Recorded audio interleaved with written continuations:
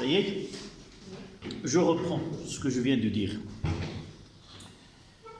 Les exercices de la mécanique, ils ont un procédé qu'on doit suivre. Comment peut-on répondre à certaines questions? Dans la plupart des cas, lorsqu'on veut appliquer deuxième loi de Newton, on est obligé de passer par certaines étapes. La première des choses, c'est déterminer le système étudié. Oui. On doit le mentionner. Le système étudié, c'est le corps S. Puis, dresser le bilan des forces exercées. Troisième étape, c'est dénoncer la deuxième loi dans son expression générale. Somme des forces extérieures est égale au produit de la masse fois le vecteur vitesse de l'accélération de centre d'inertie de ce corps-là. Juste après, on va exprimer ces sommes de forces par les forces que nous avons déjà fait l'inventaire et faire une projection sur les axes qu'on a et par la suite arriver à répondre à ces questions-là. Sans qu'il y a un schéma sur lequel il y a le système et représenter les forces exercées, généralement on les représente, sinon on fait l'inventaire. Si je connais bien les directions et les données me permettent de faire la représentation, c'est bien. Si les données ne le permettent pas, je ferai que l'inventaire des forces. Mais dans notre cas, on ne va pas commencer par appliquer la deuxième loi, mais à partir d'un graphe où il y a ce qu'on appelle la courbe que représente V. On fait un petit rappel. D'abord, nous avons le vecteur accélération, nous avons le vecteur vitesse et nous avons le vecteur déplacement.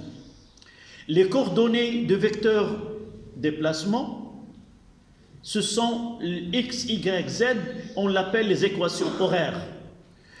Les coordonnées de vecteur vitesse, ce sont la fonction de v, généralement ce sont des fonctions aussi v en fonction de temps, ce sont des fonctions liées au temps. On ne va pas dire les équations horaires, mais ce sont des fonctions qui dépendent du temps.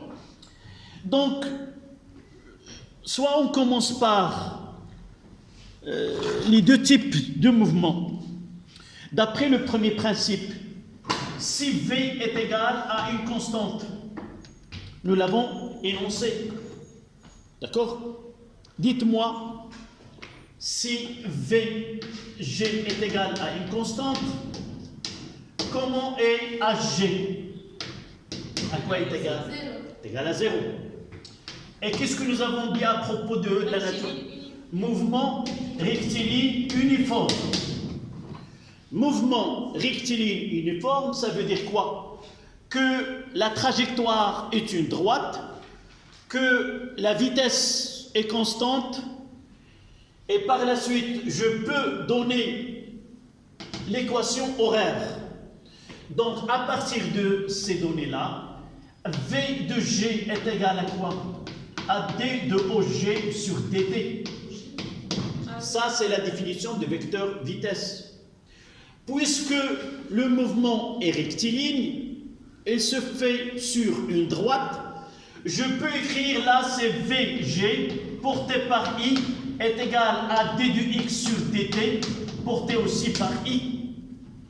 Et de là, j'aurai V de G, en valeur algébrique, si vous voulez, c'est D de X sur dt, qui est égal à une constante. L'équation horaire pour un mouvement rectiligne uniforme, ça sera quoi? C'est la fonction primitive. Donc, si c'est une constante, la dérivée d'une fonction qui est égale à une constante, ça veut dire que x de t est égal à quoi?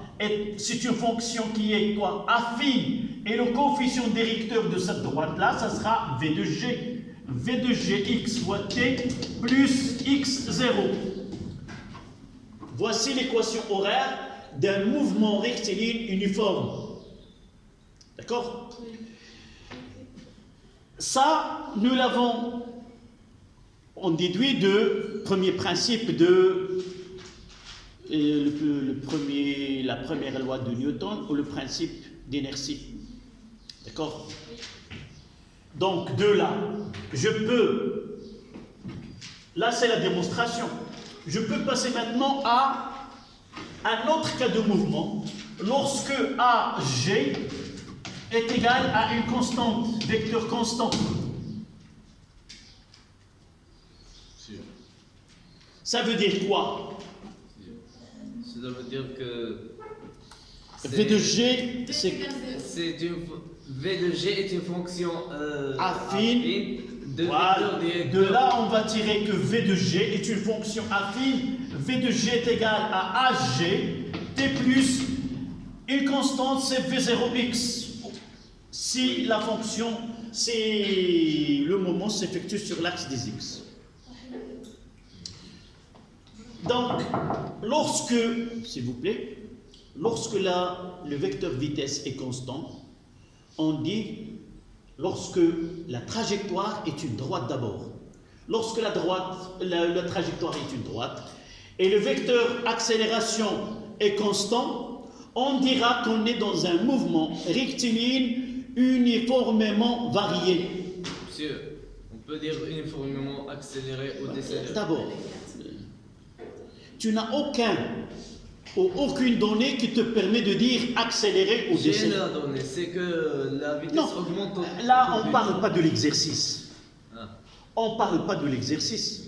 D'accord? On ne parle pas de l'exercice, on parle d'une façon générale pour qu'on puisse traiter tous les types d'exercices qui viendra par la suite. Oui.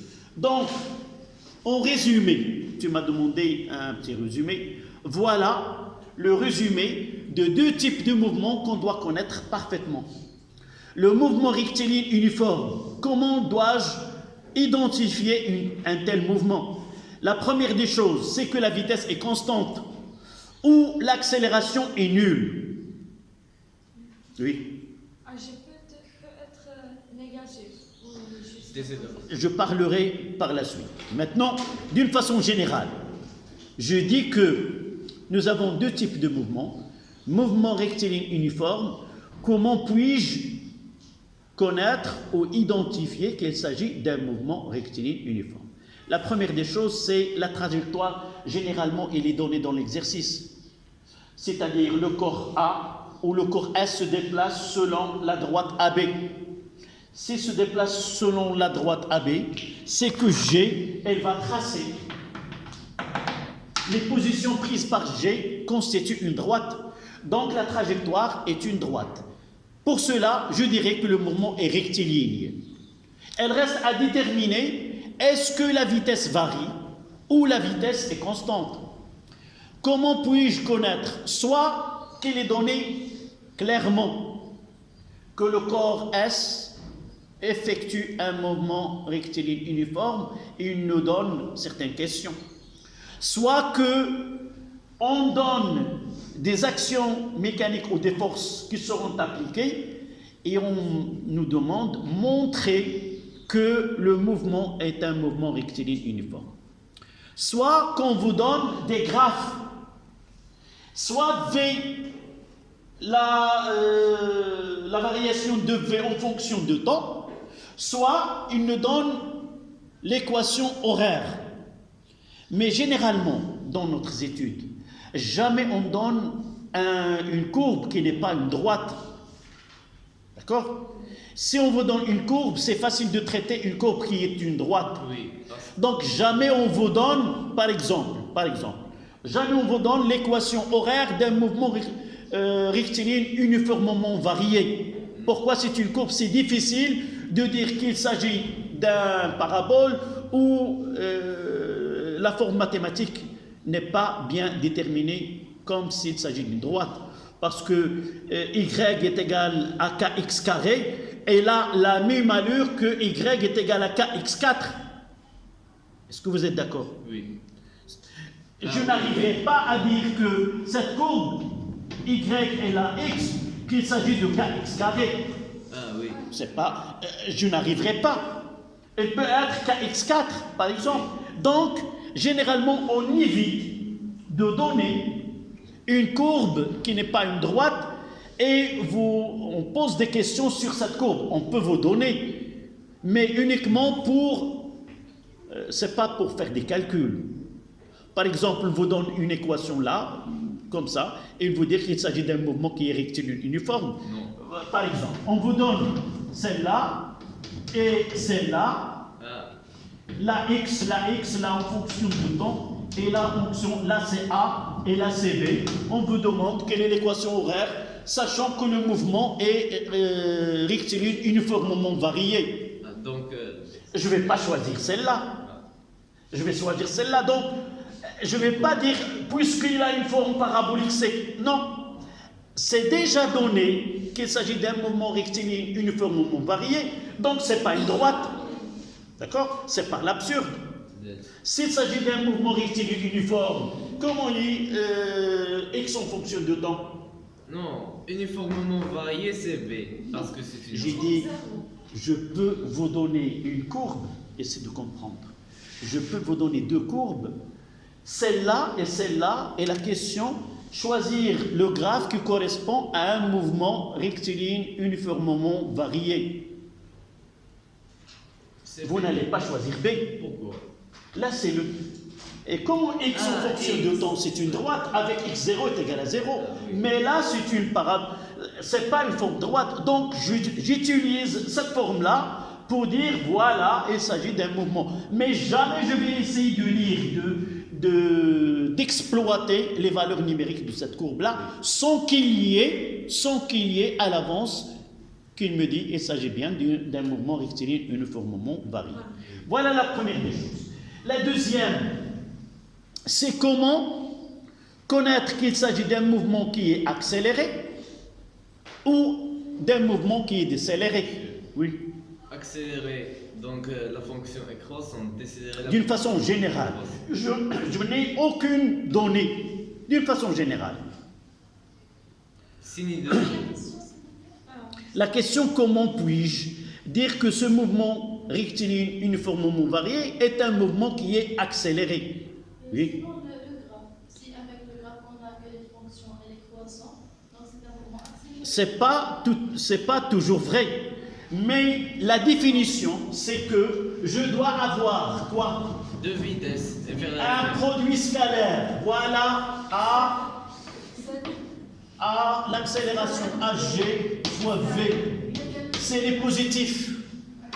C'est les accélérés. C'est le produit AG fois V est égal à 0. inférieur à 0, c'est décéléré. Mouvement rectiligne uniformément retardé. Et là, mouvement rectiligne uniformément accéléré. Mais si c'est égal à 0, Oui, c'est égal à 0, c'est que il y a, on verra dans le mouvement, nous l'avons déjà fait peut-être, lorsque le produit est égal à 0, ça veut dire que le mouvement il est uniforme. On verra par la suite ceci. Donc pour nous, voici d'une façon générale, mais pratiquement, en pratique, comment dois-je, sans réaliser ce produit-là? Généralement, d'après les données, et je vais utiliser cette phrase pour justifier qu'il s'agit d'un mouvement qui est accéléré. Si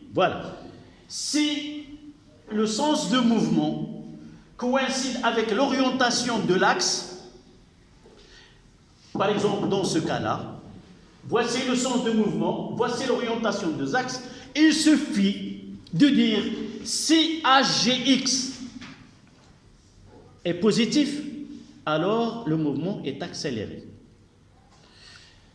S'ils n'ont pas le même sens, je ne peux pas dire cette phrase-là, mais je dois réaliser le produit scalaire. Je reprends.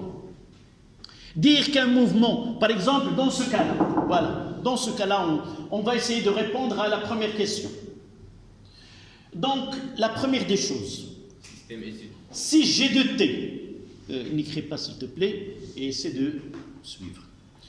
Donc, cet exercice nous donne une courbe qui représente V en fonction de temps. on aura deux courbes. Celle-là ou une autre, par exemple celle-là. Deux types de courbes qu'on peut avoir. La première des choses, il faut voir quelle est la grandeur qu'on utilise en fonction de temps. Parce que parfois on vous donne X et vous ne faites pas attention et vous pensez qu'il s'agit de V. Oui. On parle de diagramme de vitesse. Dans ce cas-là, j'ai 2. Qu'est-ce que ça veut dire cette courbe? Que quel que soit le temps, toujours j'aurai la même valeur. Un mouvement rectiligne. Donc c'est un mouvement qui est, puisqu'il est rectiligne, il est uniforme. La vitesse est constante. Quelle est la vitesse? Je lirai cette valeur-là qui est égale à 3. L'autre, par exemple pour la courbe bleue, c'est une droite affine. Donc puisque V de t est une fonction affine, alors l'accélération est une constante et le mouvement est rectiligne, uniformément varié. Cette réponse, elle est suffisante. Ce n'est pas la peine, sauf s'il vous demande, si on vous demande de déterminer la nature du mouvement, vous dites tout simplement, puisque la fonction V de t est une droite affine, le mouvement est rectiligne, uniformément varié. Ne pas préciser s'il est accéléré ou décéléré, sauf si la question est demandée. C'est une réponse satisfaisante. D'accord? Donc, pour la première question, c'est de cette façon. Donc, je résume, je mettrai un petit résumé, si vous voulez, de ce côté-là. Et je vais essayer de faire avec des couleurs les deux types de mouvements. Mouvement rectiligne uniforme, ça veut dire que V de G est égal à une constante et X G de T est égal à VG T plus X0. X0, c'est l'abscisse à l'origine. C'est l'abscisse lorsque X est égal à X0. Ça veut dire T est égal à 0. C'est l'abscisse à l'origine des temps. Voici le mouvement rectiligne uniforme. Mouvement rectiligne uniformément varié. Nous avons AG est égal à une constante. C'est un vecteur constant. Ça veut dire que VG de T est égal à AG de T plus V0 X, supposons que le mouvement s'effectue sur l'axe des X, et aussi X de T est égal à 1 demi AG T carré plus V0 XT plus X0. Voici ce qui concerne le mouvement rectiligne uniforme. Je ferai un petit schéma ici. V en fonction de temps, elle est comme ça. X en fonction de temps, généralement, elle est comme ça. Ça dépend de X0. Et là, c'est X0. Et là, c'est V0X. Dans ce cas-là, j'aurai la VG de T, soit comme ça. Et dans ce cas-là, c'est le sens de mouvement et celui de l'axe. Il suffit de dire que c'est un mouvement qui est accéléré. Pour déterminer AG est égal à delta de V sur delta de T. C'est la pente. Je choisirai 2 points. Là, c'est delta de V et là, c'est delta de T.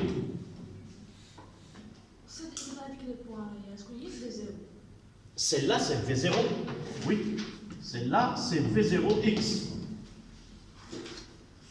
Mais on peut avoir de ce côté-là, par exemple comme ça, là c'est V et là c'est T. C'est la même chose. Mais sauf que celle-là, V0X, sauf que celle-là, c'est AG de X et les négatifs. Donc c'est un mouvement rectiligne uniformément retardé. Et là, c'est un mouvement rectiligne uniformément accéléré. Sauf que, on doit avoir le sens de mouvement. Voilà I et voilà V. Voilà le sens de mouvement. Sens de mouvement. Même ici. Si je n'ai pas ce cas-là, mais dire qu'il s'agit d'un mouvement rectiligne, un mouvement accéléré, ce n'est pas correct. Il faut que l'orientation de l'axe a même. Pourquoi? Parce que le sens de V, elle est toujours comme ça. Donc, si le produit entre A et G est positif, on aura un mouvement qui est accéléré. De même ici. Dans ce cas-là, je mettrai là, voilà O, voilà V, et j'aurai comme ça A à G. Et dans ce cas-là, j'aurai, je mettrai en jaune de toute façon. Là, c'est V. Et j'aurai A dans le sens inverse. AG. D'accord? Oui.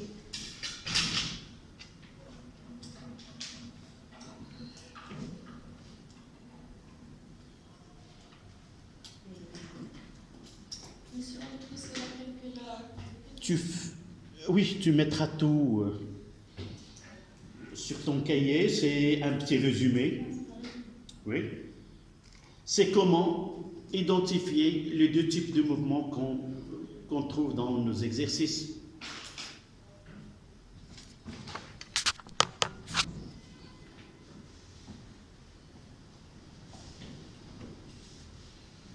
Donc on va revenir à notre exercice et répondre à la première question. Ça ne demande pas grand-chose, une phrase, puis dire le type de mouvement.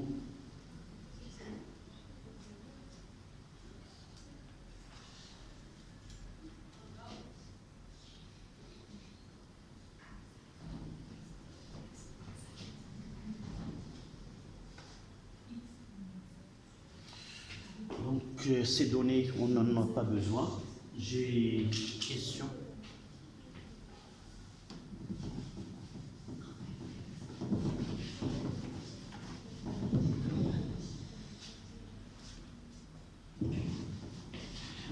L'énoncé de l'exercice, je l'ai envoyé dans le groupe.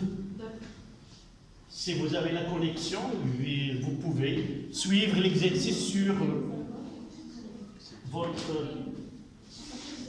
téléphone. Non, si tu veux l'énoncé tel qu'il a été, la voici. Et même les deux leçons, les deux parties. Ceux qui n'ont pas assisté à la séance précédente,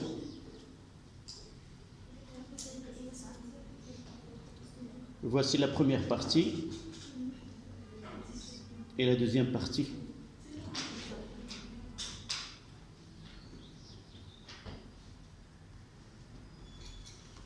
Voilà, donc, mademoiselle, tu peux maintenant répondre à la première question. Ça, c'était le cours. Les lois de la mécanique et ses utiles. Voilà. Donc, première question, c'était déterminer la nature de mouvement. Avant de faire ce petit résumé, j'allais dire qu'on sait que A est égal à D de V sur dt. Donc, pour préciser l'accélération, si elle est différente de 0 ou bien est égale à 0, on va choisir de... Oui, là, on discute. Oui. Oui, lorsqu'on discute d'une façon amicale, on prend notre temps à discuter. Mais n'oublie pas que tu es devant, par exemple, un exercice, un examen, et le temps, il est décisif. Donc, pour moi, ma réponse doit être le plus bref possible avec des arguments qui sont solides. La réponse, là, c'est quoi? Puisque V de t est une fonction affine, alors, directement, c'est pas la peine. La réponse est directe. Puisque V de t s'écrit de la forme AT plus V0, donc le mouvement, déjà il est rectiligne.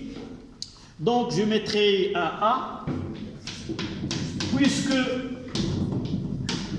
le mouvement est rectiligne. Regardez bien que le graphe ne peut pas dire si la trajectoire est rectiligne ou non, puisque le mouvement est rectiligne d'après les données de l'exercice. Et V de t est égal à AT plus V,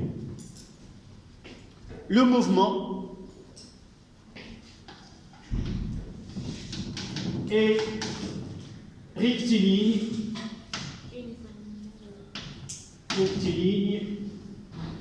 uniformément varié.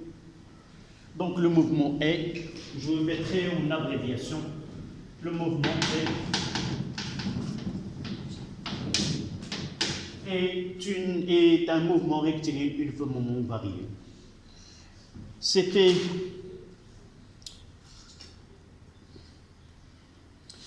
quelle est la nature du mouvement de centre de gravité G et justifiez votre réponse. C'est la seule justification, c'est acceptable, puisque D de V sur dt est égal à A est égal à une constante. Si on veut ajouter un petit...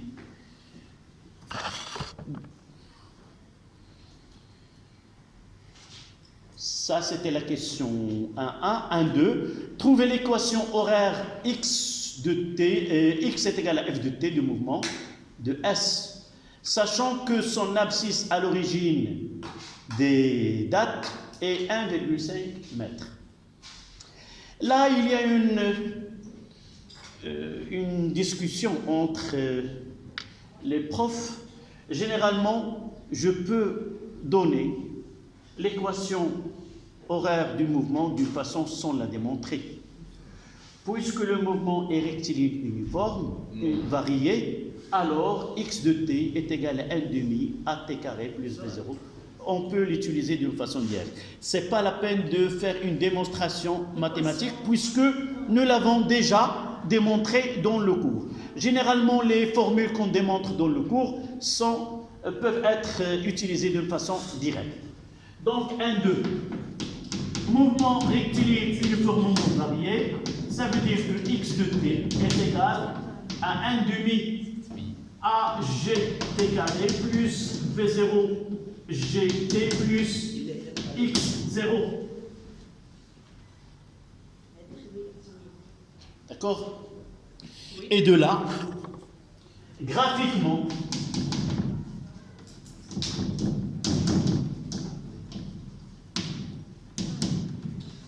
AG est égal à quoi? On prendra deux poids. On a 6 et 1.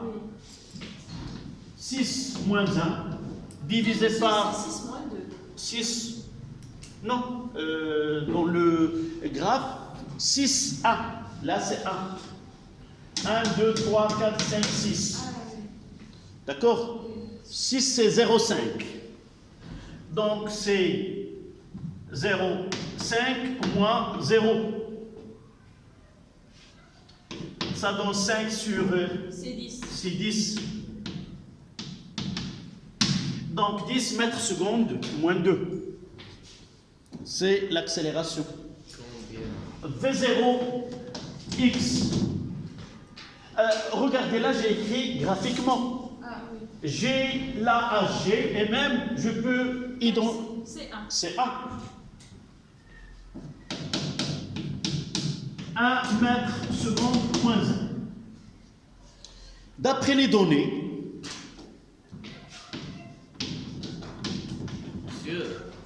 x0 est égal à 1,5. Monsieur, Oui. est-ce qu'on peut faire ce calcul dans l'équation? Comment? Dire après x de t est égal à la relation, on fait x de t est égal à 1 sur 2 Et on remplace 6 moins 1 sur 0,5 moins 0 fois 0,5 au carré plus 1 fois 0,5 plus 1,5. شوف غادي تذكرني. Ça fait longtemps que je n'ai pas donné cette blague-là. On parlait d'une personne qui vient de monter en train dans le voisinage d'une ville où il y a des fermes. Ce passager-là entre dans une cabine et s'assied devant une personne. Cette personne-là dit à l'ensemble qui est présent dans les compartiments, il dit que dans cette ferme, il y a 360 360 vaches. Le monsieur qui vient d'entrer, qu'est-ce qu'il a dit? Et tu as raison, je viens de les faire sortir et je viens les compter. Il s'agit bien de 360 bêtes là. Alors comment tu es sûr? Alors c'est facile. J'ai compté les pieds et j'ai divisé par 4. Oui. Ça veut dire quoi? Il a pris la méthode la plus difficile. Il a compté les pieds des bêtes et non pas leur tête. Oui. C'est ça ce que tu veux faire. Au lieu de lire à partir de graphes, tu vas utiliser la méthode analytique. Je représente là. Et comment tu vas faire avec V0, G? Remplacer avec V0. Mais c'est le plus simple. Le graphique. C'est le coefficient directeur. Oui. Coefficient. C'est pas comment tu vas choisir X. X et T. Non. La méthode la plus simple, c'est à partir de graphes. Sûr. Donc, oui. Comme cela. La dernière ligne. C'est. La dernière ligne, c'est pour calculer quoi? Ce calcul de x de t. Non, c'est l'équation. C'est pas calculer la valeur de X. C'est la fonction X, c'est l'équation horaire. L'équation horaire, c'est quoi? Il y a un X relié au temps. Toujours, on doit avoir le temps T comme variable. Oui. C'est une fonction et non pas une valeur. Ça veut dire quoi? Si X de T est égal 10 divisé par 2, c'est quoi? C'est 5. Donc, 5T carré plus T plus 1,5. Voici l'équation horaire de ce mouvement. On garde toujours la variable T. oui. D'accord? Peut-être on te demande de calculer l'abscisse à l'instant T est égal à... Voilà, tu peux, à l'instant T est égal à 10, tu mettras X, T lorsqu'il est égal à 10, c'est 5 fois 10 au carré, plus 10 plus 1,5, et tu donnes l'abscisse de G à cet instant-là. Mais là, lorsqu'on demande l'équation horaire, il doit apparaître le temps comme variable. On passe à la question 2. Non, la question, oui, deuxième partie. Au cours de son mouvement sur le plan horizontal AB, le corps S est soumis à une force F1 constante, parallèle au plan AB. Vous avez la figure. Et la première question, en appliquant la deuxième loi de Newton, déterminer l'expression de la valeur de F1. D'abord, nous avons là un déplacement sans frottement. Donc, il n'y a pas R. Non, c'est l'erreur la plus commise sans qu'on fait attention. L'absence de frottement, ça ne veut pas dire que R n'existe pas. Oui? Et négligeable. Vous avez parlé d'un bilan de force appliquée du système étudié. Non, avant d'appliquer la deuxième loi, on va discuter d'abord. Discuter à propos de ce qu'on appelle les forces usuelles. Quelles sont les forces usuelles? P. Ce sont les forces qu'on trouve, P et R. oui, qu'on trouve dans la plupart des exercices, c'est P et R. P, c'est vertical, c'est le poids, c'est un poids G vertical, ça ne pose pas de problème. Mais c'est R. R, c'est l'action, c'est la force liée à une interaction entre deux, c'est une force de contact entre deux corps solides, généralement un plan et le corps S étudié. Nous avons Cette force-là, elle est composée en réalité, c'est l'association de deux effets. Maintenant là, en se mettant debout, l'action de la Terre sur moi, elle a deux effets. La première des choses, elle me laisse sur le plan, je ne peux pas passer à travers ce plan-là. Donc, un corps solide, il y a ce qu'on appelle Rn, ne laisse pas passer le corps vers le bas, et une autre qui empêche, c'est RT, il empêche le corps à glisser. Il s'oppose au mouvement. Vous voyez que je n'ai pas représenté RT. Pourquoi je n'ai pas représenté RT? Sans frottement. Non, parce que je ne sais pas le sens de mouvement de ce corps-là. Pour représenter RT, Rn, je peux la représenter sans rien connaître. Mais RT, je dois connaître. Voilà. Si je détermine que le sens de mouvement est comme ça, RT doit être toujours vers l'arrière avec un angle phi. Là, c'est R.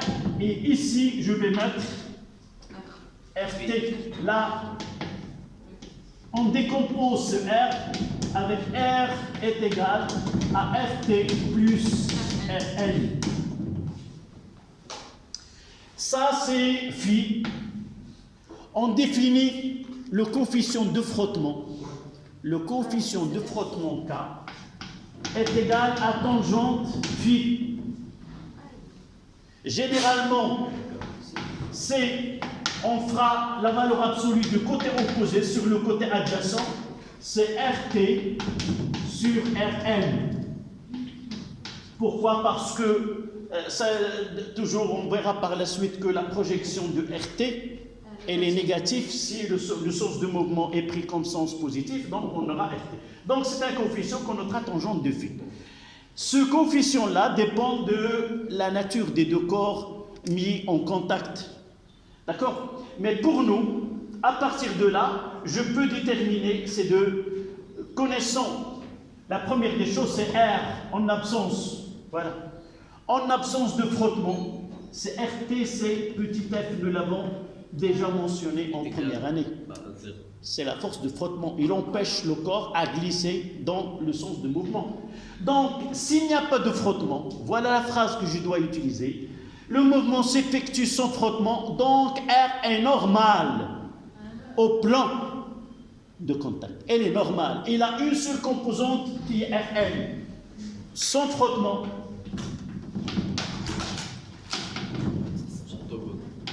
R est égal à Rn et RT est égal à 0. Ça, c'est plus important. Lorsqu'il se fait en frottement, on gardera les deux composantes et on va essayer de faire la projection sur les deux axes. On aura Rn sur l'axe des Y et RT ou F. Là, je n'utilise pas petit f parce que dans l'énoncé, on n'a pas mentionné petit f. On a mentionné avec Rn. D'accord? Donc, revenons. Là, c'est le plus important, c'est ce R-là. Généralement, ce coefficient, il est donné. Par exemple, dans certains cas, c'est 0,25, 0,14. Ça dépend de la nature des deux corps. Revenons à notre question. C'est quoi? C'est on applique la deuxième loi. Voilà. Donc, c'est de 1. Monsieur, est-ce que Oui. c'est nécessaire d'utiliser K? Non, c'est pas moi. Là, je définis. Tu peux trouver dans un exercice, on donne K est égal. On ne donne ni K, ni tangente de phi. On nous donne phi est égal à 14, par exemple. Dans ce cas-là, c'est quoi? 30. Donc, Là, j'ai... là, tout l'exercice s'effectue sans frottement. Donc, on n'aura pas ce problème ici. Donc, non, sans frottement dans tout l'exercice. On verra par la suite celui que j'ai traité avec vos camarades arabe entre 8h30 et 10h, on a traité un exercice avec frottement.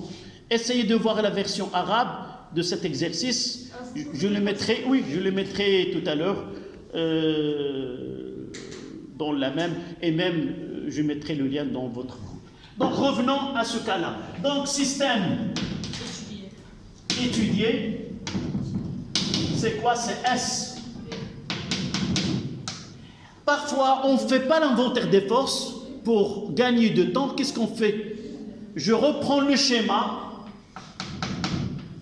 je fais et je représente les forces qui s'exercent sur le système sans les inventer, sans faire l'inventaire. Là, c'est P, là, c'est R, et là, c'est F1. Ça, c'est suffisant. Donc si on fait le schéma, c'est pas la peine. Oui, c'est pas la peine de faire l'inventaire des forces. Oui. C'est déjà représenté, même c'est mieux.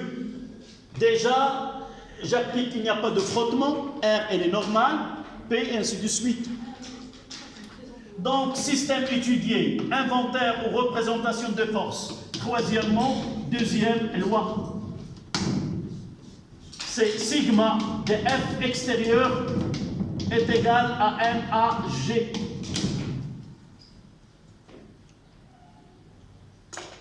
Et ça, c'est le plus important. On mettra R. Je donne la version générale. Puis je l'exprime selon mon exercice. D'accord? R plus P plus F1 est égal à MAG.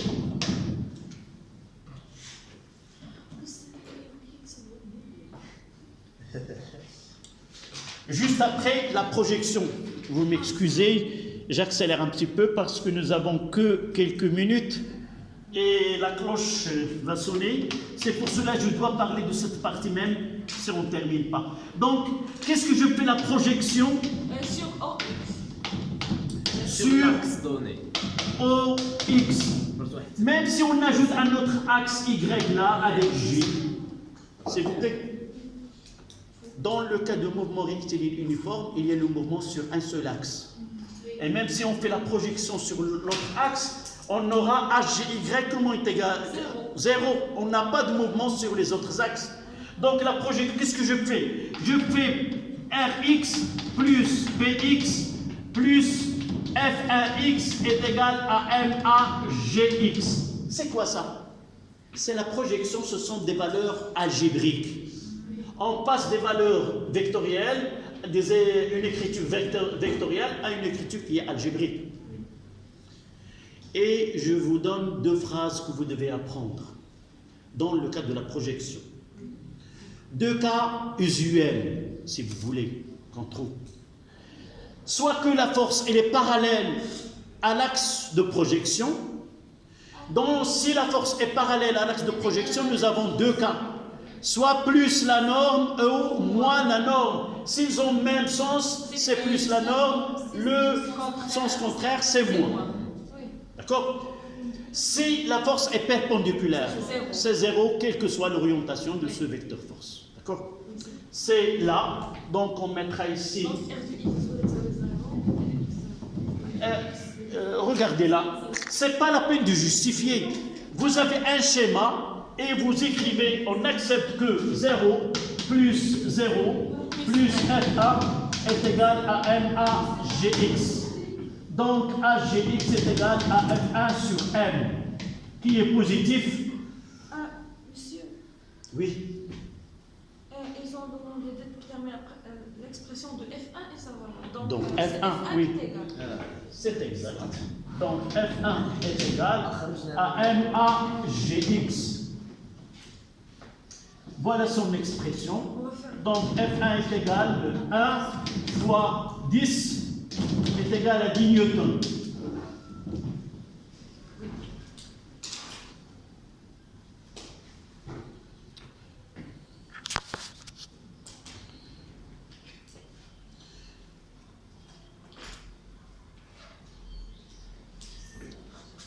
Donc pour la question suivante, c'est entre à partir de B. Oui, on la laisse. ان شاء الله من بعد العطله. نتمنى لكم رمضان مبارك ان شاء الله بالصحه والعافيه وبالمستقبل وبالاجتهاد ان شاء الله وبشواهد عليا. نتمنى انني نكون واحد من هذوك اللي ساعدوا تكون هذه الشواهد هذه. تانتم بارك الله فيكم. شكرا. تانتم كذلك. والله انتم جزء دابا انتم هما الابناء ديالي. انتم هما الابناء ديالي لان تبارك الله كبروا كل واحد في المكان ديالو. فالحضور ديالي معكم كيفكرني في الحضور مع الابناء ديالي ومعتز انني وكونوا متيقنين. كنكون سعيد جدا اني كنكون معكم وكنخدم معكم وكتعطيوني كل القوه والجهد والمعنويات باش نخدم. جربت درس ما فيش تلامذ. اكفس دروس درتها هي درس كنت كنديرها هنايا في كوفيد. اكفس درس هو انني كان معايا غير الطيور كيبقاو يغوتوا. من تما قلت ما نعاودش ندير دروس بدون ان يكون تلاميذ. تبارك الله عليكم والله يحفظكم وشكرا لكم.